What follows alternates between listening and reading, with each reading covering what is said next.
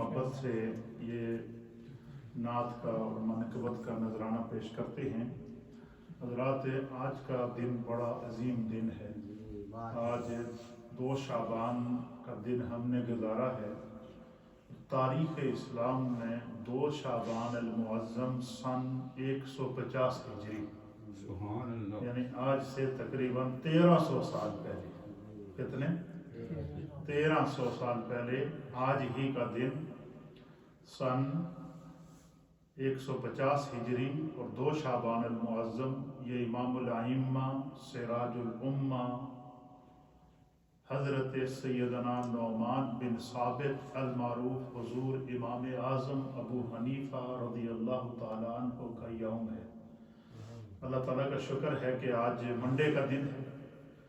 اور ویسے ہمارا طریقہ کار بھی یہی ہے کہ مہینے میں جن جن بزرگ اکابر اولیاء انبیاء کے ایام آتے ہیں تو ہم ان کا ذکر ضرور کرتے ہیں، کیونکہ انہی کے تذکرے کی برکت سے اللہ رب العالمین نے آج تک ہمیں جو دین کی تھوڑی بہت سمجھ عطا فرمائی ہے، یہ انہی کے قدموں کی خاک کا صدقہ ہے۔ امام الائمہ سراج الامہ حضرت سیدنا امام اعظم ابو حنیفہ رضی اللہ تعالیٰ عنہ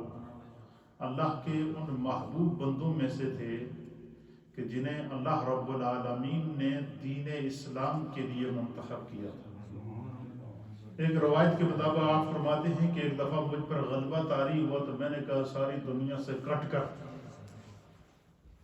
کسی ویرانے میں، کسی جنگل میں ڈیرا لگا لیتا ہوں اور وہاں اللہ کی عبادت کرتا ہوں، دنیا کے ہنگاموں سے دور نکل جاتا ہوں۔ تو آپ نکل گئے گھر سے نکلے اور کسی ایک بغداد کے کسی غار کے اندر چلے گئے اور وہاں پر اپنا ٹھکانہ بنا لیا کہ وہ یہیں پہ عبادت کروں گا، یہیں ریاضت کروں گا اور یہیں دنیا کے ہنگاموں سے الگ رہ کر جو ہے وہ اپنی جو ہے وہ زندگی گزاروں گا۔ تو کہتے ہیں کہ میں جب وہاں گیا تو رات کو اللہ کی عبادت میں مصروف تھا تو غیب سے آواز آئی، عاطف غیبی نے آواز دی کہ ابو حنیفہ تمہیں اس لیے پیدا نہیں کیا گیا کہ غاروں میں چھپ کر گزارا کرے، تو باہر نکلتے رہو اور اللہ کے رسول کے دین کو پھیلا۔ کہتے بس وہ غیبی آواز سننی تھی تو پھر کہتے ہیں کہ پھر میں نے خلوت کو چھوڑ دیا۔ تو نبی پاک صلی اللہ علیہ وسلم کی حدیث ہے، حضور اللہ نبی علیہ الصلوۃ والسلام نے فرمایا کہ بخاری شریف کی حدیث ہے کتاب العلم کے اندر، اور اس حدیث کے راوی ہے حضرت سیدنا امیر معاویہ رضی اللہ تعالیٰ عنہ۔ آپ بیان فرماتے ہیں کہ نبی علیہ الصلوۃ والسلام نے فرمایا کہ من یرد اللہ بہ خیرا یفقہ فی الدین، اللہ تعالیٰ جب کسی انسان کے ساتھ خیر کا ارادہ فرماتا ہے، بھلائی کا ارادہ فرماتا ہے، کسی پر آغوش رحمت کو عام کر دیتا ہے، اور اللہ چاہتا ہے کہ میرے اس بندے کا وجود کائنات کے لیے قیمتی ہو جائے، میرے اس بندے کا وجود، اس کی صحبت، اس کی مجلس، اس کے افکار کائنات کے لیے جو ہے وہ فیض عام بن جائیں، تو اللہ کے حبیب فرماتے ہیں کہ اللہ تعالیٰ اس بندے کی زندگی میں ایک تبدیلی فرماتا ہے، اور وہ تبدیلی کیا ہے؟ یفقہ فی الدین، اللہ اسے دین کی فقاہت عطا فرماتا ہے، دین کی سمجھ عطا فرماتا ہے۔ امام الائمہ سراج الامہ حضرت سیدنا امام اعظم ابو حنیفہ کو فقیہ اسلام کہتے ہیں۔ کیا کہتے ہیں؟ اور آپ نے جس انداز سے نبی پاک صلی اللہ تعالیٰ علیہ وآلہ وسلم کے دین کی تشریح کر کے امت کے لیے عبادات کو، معاملات کو، مسائل کو، فرائض کو، حقوق کو، واجبات کو، معاملات کو، حلال کو، حرام کو، مکروہ کو، جتنے بھی جو انسانیت کی رہنمائی کے لیے دین کے جتنے بھی امور ہیں، ان تمام امور پر اللہ تعالیٰ نے حضرت سیدنا امام اعظم ابو حنیفہ کو نہ صرف دسترس عطا فرمائی تھی، بلکہ آپ کو ایسا روحانی فیض عطا فرمایا تھا کہ اب آپ اندازہ لگائیں کہ آج ہم جو اللہ کی عبادت کرتے ہیں اور جو ہمیں سجدہ کرنے کا طریقہ، رکوع کرنے کا طریقہ، قعدہ کرنے کا طریقہ،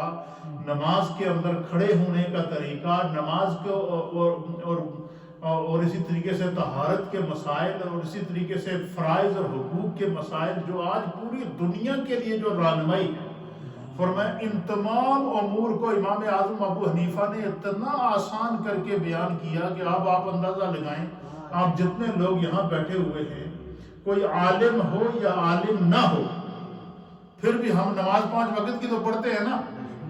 تو یہ جو 5 وقت کی ہم نماز پڑھتے ہیں، یہ نماز یہ طریقہ حنفی کے مطابق پڑھتے ہیں۔ کیا مطلب کہ امام اعظم ابو حنیفہ نے دین کو اتنا آسان کیا تاکہ امت کی عبادتیں بھی صحیح ہو جائیں، اور بعض علماء اور محدثین نے لکھا ہے کہ خاص طور پر حلال اور حرام کے جو مسائل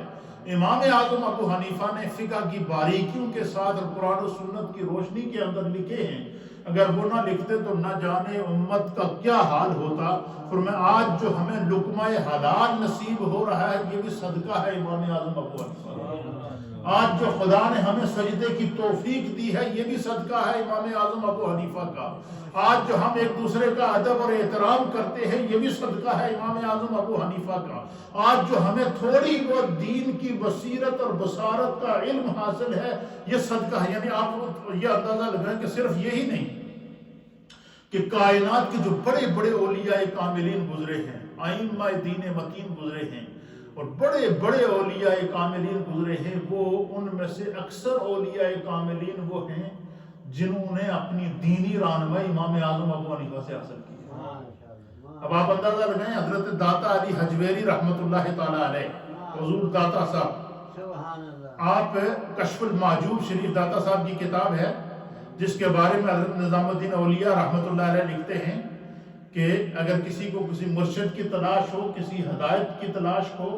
اور اس کی کوئی رہنمائی نہ ہو رہی ہو، تو وہ داتا صاحب کی کشف المعجوب پڑھ لے۔ داتا صاحب کی کشف المعجوب اس کو ہدایت کا راستہ بھی دے گی اور مرشد کا پتہ بھی دے گی۔ تو حضرت داتا علی حجویری رحمۃ اللہ علیہ کا کشف المعجوب کے اندر جب امام اعظم ابو حنیفہ کا ذکر کرتے ہیں تو آپ لکھتے ہیں امام الائمہ، سراج الامہ، امام امامہ۔ تو تقریباً 8-10 بڑے فقیہ الفاظ لکھنے کے بعد انتہائی ادب اور احترام کے ساتھ حضور داتا صاحب امام اعظم ابو حنیفہ کا ذکر کرتے ہیں۔ حتیٰ کہ آپ فرماتے ہیں کہ میں، داتا صاحب رحمۃ اللہ علیہ فرماتے ہیں کہ میں نے ایک دفعہ خواب میں نبی پاک صلی اللہ علیہ وسلم کی زیارت ہوئی، اور میں نے دیکھا کہ حضور علیہ الصلوۃ والسلام نے ایک خوبصورت سا جو ہے وہ ایک جس طرح کوئی بچے کو اٹھاتا ہے، اس طرح اپنے اس طرح ایک چیز کو اٹھایا ہوا۔ تو میں نے عرض کی کہ یا رسول اللہ یہ کون ہے؟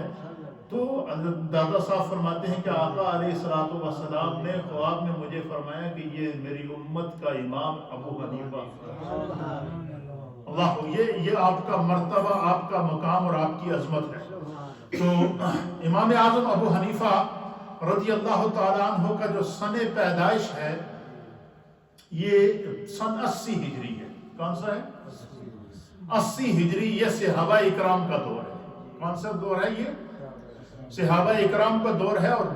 اور آپ تابعین میں سے ہیں۔ کیا ہیں؟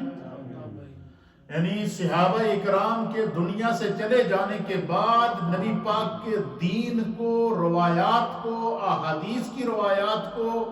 علم کی روایات کو، فقہ کی روایات کو، فقہ کی تدوین کو امام اعظم ابو حنیفہ نے اس انداز سے ترتیب دیا کہ نبی پاک صلی اللہ علیہ وسلم کے دین کی حفاظت ہو سکے۔ تو محدثین اور مفسرین نے لکھا ہے کہ آپ خیر القرون، اور نبی علیہ الصلوۃ والسلام نے فرمایا کہ خیر القرون قرنی، حضور نے فرمایا کہ سب زمانوں میں سب سے بہترین زمانہ میرا زمانہ ہے۔ پھر حضور نے فرمایا میرے زمانے کے بعد سب سے بہترین زمانہ میرے صحابہ کا زمانہ ہے۔ تو خیر القرون میں سے حضرت امام اعظم ابو حنیفہ کا تعلق ہے۔ کیوں؟ کہ آپ نے نبی پاک صلی اللہ تعالیٰ علیہ وآلہ وسلم کے تقریباً 5 سے زائد، بعض صحابہ نے، بعد نے لکھا کہ 70 صحابہ اکرام کی آپ نے زیارت کی، اور ان سے آپ نے علم حدیث کو حاصل کیا، علم دین کو حاصل کیا ہے۔ اور ان عظیم اور جلیل القدر صحابہ میں سے جو 4 بڑے صحابہ ہیں، جن کے بارے میں کہ آپ، جن کی وجہ سے آپ کو جلیل القدر تابعی کا لقب عطا کیا، جو نبی پاک صلی اللہ علیہ وسلم نے، جنہوں نے حالت ایمان میں نبی علیہ الصلوۃ والسلام کی زیارت کی، صحبت پائی اس کو صحابی کہتے ہیں، اور جس نے حالت ایمان میں نبی پاک صلی اللہ علیہ وسلم کے صحابہ کی زیارت کی ہو، ان کی صحبت پائی ہو، ان سے علم حاصل کیا ہو، ان کو تابعی کہتے ہیں، اور جنہوں نے حالت ایمان میں تابعین کی صحبت پائی ہو ان کو تبع تابعین کہتے ہیں۔ تو امام الائمہ سراج الامہ سیدنا امام اعظم ابو حنیفہ رضی اللہ تعالی عنہ آپ تابعین میں سے ہیں۔ آپ نے خیر القرون کا زمانہ بتایا ہے، صحابہ اکرام کی نہ صرف زیارت کی ہے بلکہ مرقات المفاتیح کے اندر صاحب مرقات نے آپ لکھا ہے آپ کے بارے میں کہ آپ نے امام اعظم ابو حنیفہ نے 4 جلیل القدر صحابہ سے ملاقات بھی کی، ان کی صحبت بھی پائی، ان سے علم بھی حاصل کیا، اور ان جلیل القدر صحابہ جن سے امام الائمہ سراج الامہ حضرت سیدنا نعمان بن ثابت امام اعظم ابو حنیفہ رضی اللہ تعالیٰ عنہ نے علم حاصل کیا، ان میں سے حضرت انس بن مالک رضی اللہ عنہ۔ آپ حضرت انس بن مالک کے شاگرد ہیں، آپ کی صحبت پائی ہے، آپ سے احادیث کو روایت کیا ہے، آپ کی زیارت کی ہے آپ نے۔ پھر اسی طریقے سے حضرت عبداللہ بن ابی اوفا رضی اللہ تعالیٰ عنہ، ان کی بھی زیارت حضرت امام اعظم ابو حنیفہ رضی اللہ تعالیٰ عنہ نے کی ہے اور آپ کی زیارت کی ہے اور آپ سے روایت کی ہے۔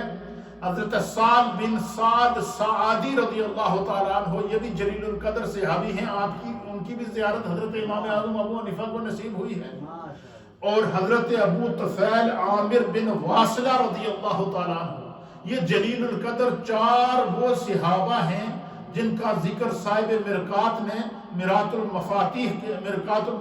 کے اندر کہ اس کے مقدمے کے اندر کیا ہے کہ یہ وہ جلیل القدر صحابہ ہیں جن کی زیارت کرنے کا شرف امام الائمہ سراج الامہ حضرت سیدنا امام اعظم ابو حنیفہ کو حاصل ہے۔ تو یہ تابعین میں سے آپ کا شمار ہوتا ہے۔ پھر آپ کا تعلق امام اعظم ابو حنیفہ رضی اللہ تعالیٰ عنہ کا جو تعلق تھا یہ پرشین سٹیٹ سے تھا، فارسی النسل تھے۔ کیا تھے؟ اور بعض ائمہ نے لکھا ہے کہ آپ نبی علیہ الصلوۃ والسلام کے جلیل القدر صحابی حضرت سیدنا سلمان فارسی جو سلسلہ نقشبندیہ کے امام ہیں، جن سے سلسلہ حضرت سلمان سلسلہ نقشبندیہ حضرت سلمان فارسی سے ہوتا ہوا سیدنا صدیق اکبر رضی اللہ تعالیٰ عنہ تک پہنچتا ہے روحانیت کے اندر۔ تو بعض ائمہ نے آپ کے خاندانی پس منظر میں لکھا ہے کہ آپ حضرت سیدنا سلمان فارسی رضی اللہ تعالیٰ عنہ کی اولاد میں سے اور فارسی النسل ہیں، اور نبی علیہ السلام نے بہت ساری احادیث میں اپنے زمانے کے بعد جو آنے والا زمانہ ہے اس زمانے میں حضور علیہ السلام کی امت میں پیدا ہونے والے جو ائمہ ہیں، حضور علیہ السلام کی امت میں پیدا ہونے والے جو عظیم جو ہے وہ ائمہ دین متین ہیں، جن کے بارے میں نبی علیہ السلام نے احادیث میں بشارت دی ہے۔ علامہ جلال الدین سیوطی رحمۃ اللہ علیہ 3 حدیثیں لے کر آئے۔ علامہ جلال الدین سیوطی 3 حدیثیں لے کر آئے ہیں۔ ایک حدیث کے مطابق آپ فرماتے ہیں کہ اس حدیث کا مصداق حضرت سیدنا امام مالک رضی اللہ تعالیٰ عنہ ہیں، اور ایک حدیث آپ نے بیان کی کہ اس حدیث کے جو مصداق ہیں، یعنی نبی علیہ السلام نے یہ جو حدیث بیان کی ہے یہ مصداق سے مراد ہے کہ اس جو حضور نے حدیث بیان کی ہے اس سے اشارہ جو ملتا ہے وہ امام مالک رضی اللہ تعالیٰ عنہ کے اندر، یعنی اس حدیث کے اندر جو نبی پاک نے خصوصیات بیان فرمائی ہے کہ میرے بعد جو میری امت میں ایسے ایسے ائمہ پیدا ہوں گے، ایسے ایسے دین کے فقیہ پیدا ہوں گے، ایسے ایسے دین کے عالم پیدا ہوں گے کہ ان کی یہ خصوصیات ہوں گی۔ ایک حدیث علامہ جلال الدین سیوطی لے کر آئے کہ اس حدیث کا مصداق امام مالک ہیں۔ پھر ایک حدیث لے کر آئے ہیں اور آپ فرماتے ہیں اس حدیث کا مصداق امام شافعی ہیں، اور 3 حدیثیں لے کر آئے ہیں کہ ان 3 حدیثوں کا مصداق امام اعظم ابو حنیفہ ہے۔ وہ تینوں احادیث جو ہے وہ علامہ جلال الدین سیوطی رحمۃ اللہ تعالیٰ علیہ نے نقل فرمائی ہے۔ آپ فرماتے ہیں کہ رسول اللہ صلی اللہ تعالیٰ علیہ وسلم کی بشارت کا بیان امام علامہ جلال الدین سیوطی رحمۃ اللہ علیہ نے ایک باب قائم کیا ہے، اور اس باب میں یہ لکھا ہے کہ نبی علیہ السلام نے اپنے زمانے کے بعد آنے والے زمانے کی جو بشارتیں دی ہیں، ان بشارتوں میں سے ایک بشارت یہ ہے کہ اس میں حضور علیہ السلام نے ائمہ کا ذکر کیا ہے، اور رسول اللہ صلی اللہ تعالیٰ علیہ وسلم کی حدیث ہے، آپ فرماتے ہیں کہ نبی علیہ السلام نے فرمایا کہ یوشک ان یضرب الناس اکباد الابل یطلبون العلم فلا یجدون احدا عالم من عالم المدینۃ او کما قال علیہ السلام. سب کہیں سبحان اللہ. نبی علیہ السلام نے فرمایا کہ میرے دنیا سے جانے کے بعد ایک ایسا زمانہ آئے گا، حضور نے فرمایا کہ میرے دنیا سے چلے جانے کے بعد ایک ایسا زمانہ آئے گا کہ لوگ علم کی تلاش میں اونٹوں پر سفر کریں گے، علم کی تلاش میں اونٹوں پر سفر کریں گے. اور یہ روایات موجود ہیں کہ آج ہم تک جتنی روایات پہنچی ہیں نا، یہ دیکھیں کہ یہ حدیث ان فلان ان فلان ان فلان ان فلان ان فلان ان فلان ان ابی ہریرہ ان رسول اللہ صلی اللہ تعالیٰ علیہ وسلم،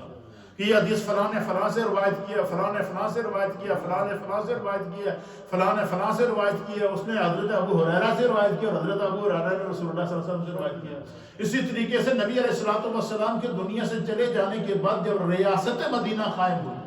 تو حضرت ابوبکر صدیق کا دور، خلفائے راشدین کے ادوار کے اندر صحابہ اکرام یورپ تک پھیل گئے، صحابہ اکرام سینٹرل ایشیا تک پھیل گئے، صحابہ اکرام ایسٹ ویسٹ ساؤتھ اور نارتھ ہول دا ورلڈ پھیل گئے. اور جہاں جہاں آپ گئے وہاں پر آپ نے نبی علیہ السلام کی احادیث کو روایت کیا، لوگوں کو تعلیم دی، دین پہنچایا. تو پھر کیا کرتے تھے، حتیٰ کہ یہاں تک بعض ائمہ اور علماء نے لکھا ہے کہ ہم پورا سال مسائل لکھ کر جب بعض احادیث کی ہمیں تلاش ہوتی تھی تو ہم کیا کرتے تھے کہ ایک ایک دو مہینے کا سفر کر کے ہم نیت کر کے حج کی نیت کر کے ہم آ جاتے تھے حرمین طیبے، 2 مہینے کا سفر کر کے پھر آ کر پتہ کرتے تھے کہ اس سال حج کرنے کے لیے بخارا سے کون سے ائمہ آئے ہیں، اور کوفہ سے کون سے ائمہ آئے ہیں، بغداد سے کون سے ائمہ آئے ہیں، عرب سے کون سے ائمہ آئے ہیں. تو وہ ایک دوسرے سے کا معلومات کر کے پھر عرفات کے میدان کے اندر، مزدلفہ کے میدان کے اندر، پھر اسی طریقے سے جب وہ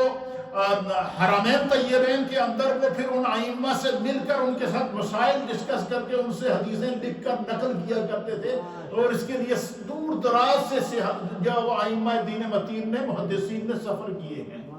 ایک ایک روایت کے لیے انہوں نے بڑے بڑے سفر کیے ہیں. حضرت جابر رضی اللہ تعالیٰ عنہ کہتے ہیں کہ مجھے پتہ چلا کہ فلاں جگہ ایک شخص کے پاس ایک حدیث ہے، کہتے ہیں میں نے اونٹ تیار کیا،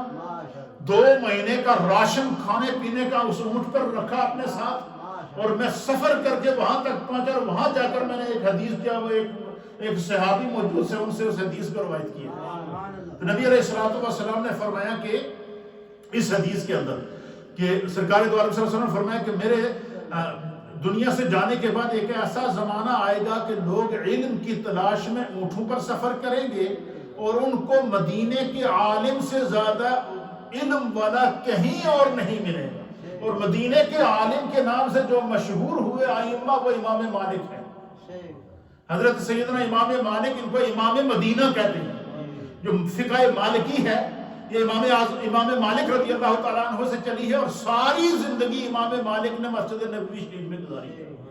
پوری زندگی. اور پوری زندگی مسجد نبوی میں بیٹھ کر آپ نے حدیث کو روایت کیا ہے، فقہ مالکی کو آپ نے مسجد نبوی کے اندر مرتب کیا ہے، اور آپ کے ادب کا یہ عالم ہے، اس کے اوپر بڑی بڑی روایات فقہاء نے لکھی ہیں کہ جب آپ کو قضاء حاجت کی ضرورت آتی تو مدینہ طیبہ سے باہر نکل کر جا کر آپ قضاء حاجت کرتے تھے. ادب رسول کا یہ عالم ہوتا ہے. تو امام مالک کو امام مدینہ اس لیے کہتے ہیں کہ آپ مدینے کے رہنے والے تھے، اور ساری زندگی آپ نے سرکار کے قدموں میں رہ کر حدیث کا درس دیا ہے، احادیث کو روایات کیا ہے، اور فقہ مالکی کو مرتب کیا ہے. اور اس حدیث کے اندر حضور علیہ السلام نے کیا فرمایا؟ حضور نے فرمایا کہ لوگ علم کی تلاش میں اونٹوں پر سفر کریں گے، اور ان کو عالم مدینہ سے بڑا عالم کہیں نہ ملے گا. تو یہ حدیث لکھنے کے بعد علامہ جلال الدین سیوطی رحمۃ اللہ علیہ لکھتے ہیں کہ اس حدیث کے اولین مصداق یا یہ حدیث خوشخبری ہے نبی پاک صلی اللہ علیہ وسلم کی حضرت امام مالک رضی اللہ تعالیٰ عنہ۔ پھر اسی طریقے سے دوسری روایت لے کر آئے ہیں، آپ فرماتے ہیں کہ نبی علیہ الصلوۃ والسلام کی حدیث، علامہ جلال الدین سیوطی 3 حدیثیں لے کر آئے، میں تینوں آج انہیں تینوں حدیثوں پر ہم بات کو ختم کریں گے۔ دوسری حدیث امام جلال الدین سیوطی رحمۃ اللہ علیہ لکھتے ہیں کہ قال رسول اللہ صلی اللہ تعالیٰ علیہ وآلہ وسلم، حضور اللہ نبی علیہ وسلم نے فرمایا کہ لا تسبوا قریشا، حضور نے فرمایا کہ خاندان قریش کو گالی نہ دینا۔ خاندان قریش کو، کہ خاندان قریش کون سا خاندان ہے؟ رسول اللہ صلی اللہ علیہ وسلم کا خاندان۔ حضور علیہ الصلوۃ والسلام کا جو قبیلہ تھا اس کا نام کیا تھا؟ قریش، اور قریش کی ایک شاخ تھی جس کا نام تھا بنو ہاشم، اور اس سے تعلق تھا ہمارے پیارے آقا علیہ الصلوۃ والسلام کا۔ تو حضور علیہ الصلوۃ والسلام نے فرمایا کہ لا تسبوا قریشا، حضور نے فرمایا کہ قریش کو کبھی برا بلا نہ کہو، کیوں؟ فإن عالمها يملأ الأرض علما، فرمایا کہ قریش کو کبھی برا نہ کہو کیونکہ ان کا ایک عالم ایسا دنیا میں آئے گا جو زمین کو علم سے بھر دے گا۔ کیا فرمایا کہ قریش کو کبھی برا نہ کہو، کیوں کہ اہل قریش میں سے حضور نے فرمایا کہ میرے دنیا سے جانے کے بعد ایک ایسا عالم پیدا ہوگا جو علم کو دنیا زمین، جو تمام جہان کو، زمین کو، یملأ الارض علما، تمام دنیا کی جتنی زمینیں ہیں ساتوں زمینوں کو علم سے بھر دے گا۔ اور علامہ جلال الدین سیوطی لکھتے ہیں کہ اس حدیث سے مراد کون ہے؟ حضرت سیدنا امام شافعی رضی اللہ تعالیٰ عنہ۔ امام شافعی قریش، خاندان قریش سے تعلق رکھتے ہیں، اور امام شافعی رضی اللہ تعالیٰ عنہ نے فقہ شافعی کے اندر آپ نے مرتب کی ہے، اور آپ کا تعلق خاندان قریش سے تھا۔ آپ علامہ جلال الدین سیوطی فرماتے ہیں کہ پہلی عالم مدینہ سے مراد، آپ فرماتے ہیں کہ اس سے مراد امام مالک ہیں، اور عالم قریش سے مراد سرکار دو عالم صلی اللہ علیہ وسلم کی خوشخبری اس سے جو حضرت امام شافعی رضی اللہ تعالیٰ عنہ۔ اور تیسری حدیث آپ لے کر آئے ہیں، اور اس حدیث کو سرکار دو عالم صلی اللہ تعالیٰ، اس حدیث کو امام بخاری نے صحیح بخاری کے اندر بھی نقل فرمایا ہے، امام مسلم نے صحیح مسلم کے اندر بھی نقل فرمایا ہے، اور اسی طریقے سے جو ہے وہ دیگر ائمہ نے اس کو حلیۃ الاولیاء کے اندر بھی یہ حدیث ہے، حضرت ابو نعیم نے بھی اس کو نقل فرمایا ہے، حضرت ابو ہریرہ رضی اللہ تعالیٰ عنہ اس حدیث کے راوی ہیں، اور دیگر محدثین نے بھی اس کو نقل فرمایا کہ قال رسول اللہ صلی اللہ تعالیٰ علیہ وآلہ وسلم، کہ اللہ کے پیارے حبیب نبی رحمت صلی اللہ تعالیٰ علیہ وسلم نے فرمایا لو کان العلم بالسریہ لتناولہ رجالا من ابناء الفارس، حضور نے فرمایا کہ میرے دنیا سے جانے کے بعد اگر علم دنیا سے اٹھ کر اوج ثریا پر، آسمان پر چلا جائے، کیا فرمایا کہ اگر علم دنیا سے اٹھ کر آسمان اوج ثریا پر، ثریا اس ستارے کو کہتے ہیں جو 12 ستاروں کے جرمٹ کے اندر رات کو چمکتا ہوا نظر آتا ہے۔ رات یہ جب چاند 14ویں کا چاند نکلے نا، کبھی آپ باہر نکل کر دیکھیں تو آپ چاند کے بالکل آپ وسط کے اندر، اور چاند کی سائڈ رائٹ سائڈ پر آپ دیکھیں گے یا لیفٹ سائڈ پر ایک 12 ستاروں کا ایک جرمٹ ہوگا، ان 12 ستاروں کے بیچ میں ایک بڑا سٹار ہوتا ہے جو دور سے چمکتا ہوا نظر آتا ہے، اس پر نظر رک جاتی ہے، اس کو ثریا کہتے ہیں۔ کیا کہتے ہیں؟ حضور نے فرمایا کہ اگر علم دنیا سے اٹھ کر اوج ثریا پر چلا جائے گا، سرکار نے فرمایا کہ من رجال من ابناء الفارس، حضور نے فرمایا کہ پرشین سٹیٹ، فارسی نسل لوگوں میں سے ایک ایسا شخص پیدا ہوگا جس کا تعلق فارسی زبان سے ہوگا، فارسی نسل ہوگا، فرمایا کہ اس کو اللہ اتنا علم عطا فرمائے گا، اتنی روحانیت عطا فرمائے گا، اتنا تقوی عطا فرمائے گا، اتنی فقاہت عطا فرمائے گا کہ حضور نے فرمایا کہ وہ اوج ثریا سے، آسمان سے، ستاروں کے جھرمٹ سے علم کو کھینچ کر واپس زمین میں لائے گا اور لا کے لوگوں کے سینوں میں نقش کر دے گا۔ علامہ جلال الدین سیوطی رحمۃ اللہ علیہ کہتے ہیں کہ اس حدیث سے مراد سیدنا امام اعظم ابو حنیفہ ہے، کیونکہ حضور نے فرمایا کہ رجال من سرکار دو عالم صلی اللہ علیہ وسلم نے فرمایا کہ رجال من ابناء الفارس،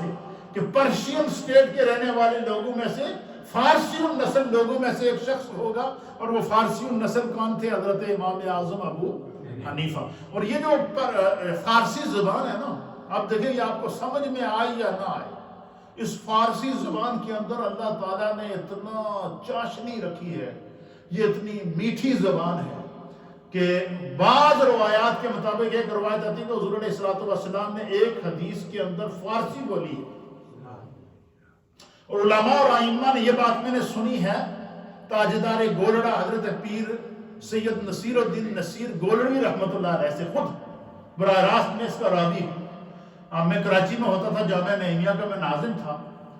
تو میرا جو دفتر ہوتا تھا نا، یہ بالکل جامعہ نعیمیہ کا جو مین گیٹ ہے نا، اس کے بالکل سامنے میرا دفتر ہوتا تھا، کیونکہ باہر سے جو بھی پبلک آئے ادارے کے اندر، مدرسے کے اندر، کسی کو کوئی بچہ داخل کرنا ہو یا ادارے کے اندر کسی سے بھی ملنا ہو، تو وہ سب سے پہلے ریسپشن پہ میرا دفتر ہوتا تھا، مجھ سے ملتا تھا۔ تو میں ایک دن بیٹھا ہوا تھا دفتر کے اندر، تو میں نے دیکھا کہ اچانک جامعہ نعیمیہ کی گیٹ سے ایک بڑی گاڑی داخل ہوئی، سفید کلر کی گاڑی، اور اس کی فرنٹ سیٹ کے اوپر میں نے دیکھا کہ حضرت پیر سید نصیر الدین نصیر بیٹھے ہوئے۔ اچھا، میں نے اس سے پہلے پیر نصیر الدین نصیر رحمۃ اللہ علیہ سے ملاقات نہیں کی ہوئی تھی، البتہ ان کو ٹی وی کے اندر دیکھا ہوا تھا، اور مختلف جو وہ یوٹیوب وغیرہ کے پروگراموں میں دیکھا تھا، سنا تھا، سنتا رہتا تھا، بڑی محبت تھی، لیکن میں نے ان کو دیکھا ہوا نہیں تھا۔ اچانک میں نے دیکھا کہ گاڑی گیٹ سے اندر آ رہی ہے، اور فرنٹ سیٹ کے اوپر جب وہ پیر صاحب بیٹھے ہوئے ہیں، تو آپ کو پتا بڑا ان کا وجیح چہرہ تھا، سفید پگ وہ باندھتے تھے،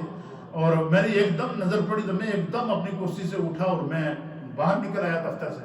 میں دفتر سے باہر نکل آیا تو میں آ کر جناب میں نے دست بوسی کی، تو مجھے پیر نصیر الدین نصیر گولڑوی رحمۃ اللہ علیہ فرمانے لگے کہ میں نے شیخ الحدیث مفسر قرآن حضرت علامہ غلام رسول سعیدی صاحب سے ملنا ہے، اور مجھے آپ صرف ان کے پاس لے چلیں، اور کسی سے میں نے نہیں ملنا۔ تو میں ان کو لے گیا تھا، اگر استاد صاحب اندر بیٹھے ہوئے تھے،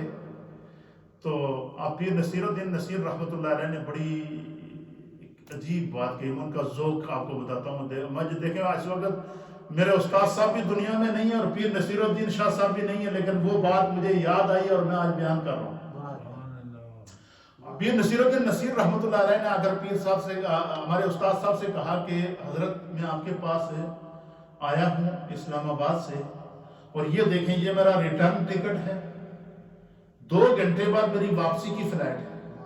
اور اس سفر میں نے نیت کی ہوئی ہے کہ میں نے اپنے کسی مرید سے، کسی جاننے والے سے، کسی سے نہیں ملنا ہے، میں ایئرپورٹ سے سیدھا آپ کے پاس آ رہا ہوں، اور آپ کے پاس سے واپس ایئرپورٹ جاؤں گا، اور یہ ایک بندہ جو مجھے لینے کے لیے آیا، صرف اس کو میں نے فون کیا تھا کہ گاڑی لے کر مجھے ایئرپورٹ لے رہا ہوں۔ اور فرمایا کہ میرے آنے کا مقصد یہ ہے کہ میں 5 سال سے ایک حدیث کی تلاش میں ہوں، اور وہ حدیث یہ ہے کہ سرکار دو عالم صلی اللہ تعالیٰ علیہ وسلم نے اس حدیث کے اندر فارسی زبان بولی ہے۔ تو مجھے وہ حدیث میں آپ کے یہ الفاظ تھے پیر نصیر الدین نصیر گولڑوی رحمۃ اللہ علیہ کہ میں نے پورے پاکستان کی ساری لائبریریاں چھان ماری ہیں، لیکن مجھے وہ حدیث نہیں ملی ہے۔ تو مجھے کسی نے بتایا کہ اگر آپ کو وہ حدیث چاہیے تو آپ کو شیخ الحدیث مفسر قرآن علامہ غلام رسول سعیدی کے پاس جانا ہوگا، کیونکہ خدا نے انہیں علم کا بڑا خزانہ اور حدیث کا بڑا علم دیا ہے۔ تو استاد صاحب نے ان کو بٹھایا، پھر مجھے استاد صاحب نے کہا کہ چائے بنا کے لاؤ۔ مجھے آج تک یاد ہے کہ استاد صاحب نے مجھے کہا کہ چائے جو پیر صاحب کی بنانی ہے وہ آپ نے گھر سے نہیں بنوانی ہے، خود بنانی ہے۔ مجھ سے کیا فرمایا کہ آپ نے چائے خود بنانی ہے، اور پھر مجھے باقاعدہ چائے بنانے کا طریقہ بتایا جی، مجھے آج تک وہ یاد ہے کہ دودھ رکھنا ہے، جب دودھ ابل جائے گا تو پھر اوپر سے پتی ڈالنا. یہ آج تک مجھے استاد صاحب کے الفاظ یاد ہیں کہ دودھ ابل جائے گا 3 4 5 جوش دے دے گا تو پھر پتی ڈالنی ہے اوپر سے. کیوں؟ فرمایا پیر صاحب اس طرح کی چائے پسند کرتے ہیں. تو وہ جب پیر صاحب نے کہا نا کہ میں صرف اس لیے آیا ہوں کہ میں وہ حدیث تلاش کرتا ہوں, اگر یہ حدیث مل جائے تو یہیں سے میں واپس کیا کروں گا, واپس ایئرپورٹ جاؤں گا. استاد صاحب نے مجھے کہا کہ میری لائبریری میں جاؤ, فلاں الماری ہے, ساتھ میں ایک اور ساتھی تھے مفتی محمد اسماعیل صاحب, ان سے کہا کہ آپ وہاں الماری میں چلے جائیں اور فلاں الماری ہے, اس کی الماری کا فلاں خانہ ہے, اس خانے کے اندر فلاں نمبر کتاب ہے, وہ نکال کے لاؤ. اچھا وہ مفتی اسماعیل صاحب وہ کتاب لے کر آئے, استاد صاحب نے ایسے کھولا, وہ حدیث نکالی اور پیر صاحب کو پیش کر دی. یہ میں اس لیے کہا کہ نبی پاک نے فرمایا نا کہ لوگ اونٹوں کے اوپر سواریاں کر کے حدیث کی تلاش میں نکلا کریں گے. تو میں نے دیکھا پیر نصیر الدین شاہ صاحب نے کہا کہ میں آج کسی سے نہیں ملوں گا, آپ سے یہ حدیث لینے آیا ہوں اور اس حدیث کو لے کر میں یہیں سے واپس ایئرپورٹ جاؤں گا, تاکہ مجھے حدیث کی تلاش کرنے کا ائمہ دین متین کا جو طریقہ ہے اس پر عمل کرنے کا خدا مجھے ثواب عطا فرمائے. اللہ تعالیٰ غریق رحمت فرمائے پیر نصیر الدین نصیر رحمۃ اللہ علیہ کو, اور ہمارے استاد محترم علامہ غلام رسول سعیدی رحمۃ اللہ تعالیٰ علیہ کو. تو آپ فرماتے ہیں کہ نبی علیہ السلام بات سے بات کیوں نکلی ہے, تو اس میں پیر نصیر الدین نصیر رحمۃ اللہ علیہ نے فرمایا کہ وہ حدیث جس حدیث کے اندر نبی پاک صلی اللہ علیہ وسلم نے فارسی بولی ہے, اور پیر صاحب نے بیان فرمایا کہ یہی وجہ ہے, یہ پیر صاحب کے الفاظ آپ کو بتا رہا ہوں پیر نصیر الدین شاہ صاحب کے, آپ فرماتے ہیں کہ یہی وجہ ہے کہ اللہ تعالیٰ نے فارسی زبان کے اندر ایسی مٹھاس رکھی ہے, ایسی سرور اور ایسی لذت رکھی ہے کہ کسی کو سمجھ آئے نہ آئے بندہ کہتا ہے کہ تھوڑی دیر سونی دے. آپ نے دیکھا کہ ہمارے پیر صاحب حضور شیخ العالم رحمۃ اللہ علیہ نے جو مثنوی شریف کا درس دیا, یہ سارا فارسی میں ہے نا, لیکن جب وہ مثنوی کے اشعار پڑھتے تھے تو بندہ کسی کو سمجھ آئے نہ آئے ایک بار بندہ جھوم جاتا ہے. تو اس حدیث کے اندر نبی علیہ السلام نے فرمایا کہ اگر علم دنیا سے اٹھ کر اوج ثریا پر چلا جائے اور فارسی النسل میں سے ایک ایسا عالم پیدا ہوگا جو فارسی النسب ہوگا, اور وہ علم کو دنیا سے اوج ثریا سے کھینچ کر واپس لوگوں کے سینوں کے اندر ڈالے گا. اور حضرت جلال الدین سیوطی رحمۃ اللہ علیہ فرماتے ہیں کہ اس حدیث سے مراد حضرت امام اعظم ابو حنیفہ رضی اللہ تعالیٰ عنہ ہے. دوسری روایت بھی آپ لے کر آئے ہیں, آپ فرماتے ہیں یہ ابو ہریرہ رضی اللہ تعالیٰ عنہ کی روایت ہے, اور صحیح بخاری اور مسلم کے اندر ان الفاظ کے ساتھ ہے کہ لو کان الایمان عند الثریۃ. پہلی روایت میں کیا حضور نے فرمایا کہ اگر علم دنیا سے اٹھ کر اوج ثریا پر چلا جائے گا تو فارسی نسل نوجوانوں میں سے ایک ایسا شخص آئے گا کہ فارسی مردوں میں سے, فارسی اور لوگوں میں سے ایک ایسا شخص آئے گا کہ علم کو اوج ثریا سے کھینچ کر لوگوں کے سینوں میں ڈالے گا. اور اس روایت میں حضور نے فرمایا کہ لو کان الایمان عند الثریا لَتَنَاوَلَهُ رِجَالٌ مِّنَ الْفَارِسِ. حضور نے فرمایا اگر ایمان دنیا سے اٹھ کر آسمانوں پر چلا جائے گا, فرمایا فارسی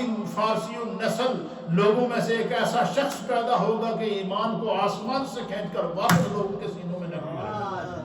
آپ مجھے بتائیں کہ جو آج کروڑوں کی تعداد میں حنفی ہیں, ان میں ہزاروں لاکھوں کروڑوں کی تعداد میں ائمہ ہیں, علماء ہیں, محدثین ہیں, مفسرین ہیں, جن کی پوری زندگی علم کے اندر گزری ہے, وہ سارے کے سارے امام اعظم ابو حنیفہ کے فالوور ہیں یا کہ نہیں؟ امام اعظم ابو حنیفہ نے ان کے سینوں میں علم نقش کیا ہے یا کہ نہیں؟ آج جو میں یہاں بیٹھ کر آپ کو جو 2-4 کلمات دین کے بتا رہا ہوں, یہ بھی تو انہی کا صدقہ ہے نا. اس لیے جو ہے یہ وہ فیض ہے جو اللہ تعالیٰ نے ان لوگوں کے ذریعے سے لوگوں امت تک پہنچایا ہے. یہی وجہ ہے کہ آپ دیکھیں کہ اللہ کے حبیب علیہ السلام دنیا میں آخری نبی بن کر آئے, آپ خاتم النبیین ہیں. قیامت تک آپ کے بعد کسی نبی نے پیدا نہیں ہونا ہے, قیامت تک آپ کے بعد کسی شریعت میں جو ہے وہ نہیں آنا ہے. شریعت وہی, دین وہی, نبی وہی, قرآن وہی. اور پھر آج تک دیکھیں کہ اسلام محفوظ ہے, روایات محفوظ ہیں, احادیث محفوظ ہیں, فقہ محفوظ ہے, دین محفوظ ہے, حرام اور حلال کے مسائل محفوظ ہیں. اور فرمایا کہ روئے زمین کے اندر جتنی بھی اسلامی حکومتیں آج تک قائم ہوئی ہیں، فرمایا کہ ان اسلامی حکومتوں کے جتنے بھی قوانین اسلام ہیں، جس کو شریعت اسلامی کہتے ہیں، فرمایا امام اعظم ابو حنیفہ رضی اللہ تعالیٰ عنہ کا صدقہ ہے کہ انہوں نے اسلام کے اصول وضع کر دیے، اور جس کے مطابق قیامت تک کے لیے جو بھی دنیا میں اسلام کا نظام لائے گا اس کی رہنمائی امام اعظم ابو حنیفہ کا نظام کرتا رہے گا، آپ کی فقہ کرتی رہے گی، آپ کا جو وہ دینی تدبر کرتا رہے گا۔ یہ دوسری حدیث ہے۔ تیسری حدیث آپ فرماتے ہیں، امام مسلم نے فرمایا لو کان الایمان عند السریا لذهب به رجل من ابناء الفارس حتى يتناوله، فرمایا کہ اگر ایمان اوج سریا پر چلا جائے گا تو رجال فارس میں سے ایک شخص ایسا ہوگا کہ اس ایمان کو وہاں سے حاصل کر کے لوگوں کے سینوں کے اندر نقش کر دے گا۔ امام سیوطی اس کے بعد 5 حدیثیں اور لائے ہیں، اور یہ ساری حدیثیں لکھنے کے بعد آپ فرماتے ہیں کہ ان احادیث سے مراد امام اعظم ابو حنیفہ رضی اللہ تعالیٰ عنہ، یہ خداوند قدوس نے آپ کو مرتبہ عطا فرمایا تھا، مقام عطا فرمایا تھا۔ یہ چونکہ آج ان کا یوم ہے اس لیے میں نے کہا تو آپ کا جو نام النامی اسم گرامی نعمان تھا، کیا نام تھا؟ نعمان۔ آپ کے والد کا نام ثابت تھا، اسی وجہ سے آپ کو نعمان بن ثابت کہتے ہیں، اور آپ کا سن ولادت 80 ہجری ہے، اور بمطابق انگلش سال کے مطابق 720 عیسوی ہے، جس طرح کہ اس وقت 1900 کتنا ہے؟ 24 ہے، اس وقت 2024 ہے اس وقت، اور آپ انگلش حساب سے آپ کا جو سن ولادت ہے وہ 720 عیسوی ہے، اور اسلامی حساب سے آپ کا جو سن ولادت ہے یہ 80 ہجری ہے، اور آپ کے القاب میں سے سراج الامہ آپ کو کہتے ہیں امت کا چراغ، امام الائمہ آپ کو کہتے ہیں اماموں کا امام، سراج الامہ، کاشف الغمہ، امام اعظم ابو حنیفہ آپ کی کنیت ہے۔ یہ آپ کا مرتبہ، آپ کا مقام اور آپ کی عظمت ہے۔ کنیت کی وجہ تسمیہ، بعض لوگوں نے کہا کہ شاید کوئی ابو حنیفہ آپ کو اس لیے کہتے ہیں کہ شاید حنیفہ نام کی آپ کی کوئی بیٹی ہوگی، نہیں، ایسا نہیں ہے۔ فرمایا کہ حنیفہ کہتے ہیں کہ باطل سے اعراض کر کے دین حق کو اختیار کرنے والے کو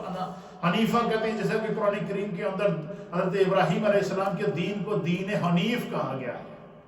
تو اس نسبت سے آپ کو حنیفہ کہتے ہیں۔ آپ کی عمر مبارک 70 سال، ٹوٹل کتنی ہوئی؟ 70 سال کی عمر میں امام اعظم ابو حنیفہ سے خدا نے وہ کام کیا ہے کہ آج تقریباً 1300 سال کے قریب عرصہ گزر چکا ہے۔ فقہ حنفی ایک عام آدمی ہے اس کے دل میں بھی موجود ہے، ایک عالم ہے اس کے دل میں بھی موجود ہے، ایک ولی ہے اس کے دل میں بھی موجود ہے، ایک فقیہ ہے وہ بھی فقہ حنفی سے رہنمائی حاصل کرتا ہوا نظر آتا ہے۔ حتیٰ کہ امام شافعی رضی اللہ تعالیٰ عنہ آپ فرماتے ہیں کہ فقہ کے اندر کائنات جو ہے نا، فرمایا کہ امام اعظم ابو حنیفہ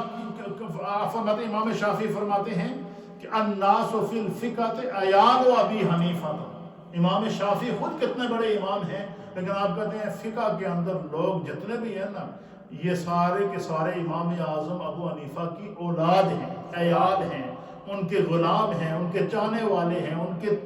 تلمیذ ہیں، ان کے شاگرد ہیں۔ فرمایا خدا نے ان کو جو ہے وہ یہ مرتبہ عطا فرمایا۔ اور روایات کے اندر آتا ہے کہ امام شافعی رضی اللہ تعالیٰ عنہ حالانکہ خود وقت کے کتنے بڑے امام تھے،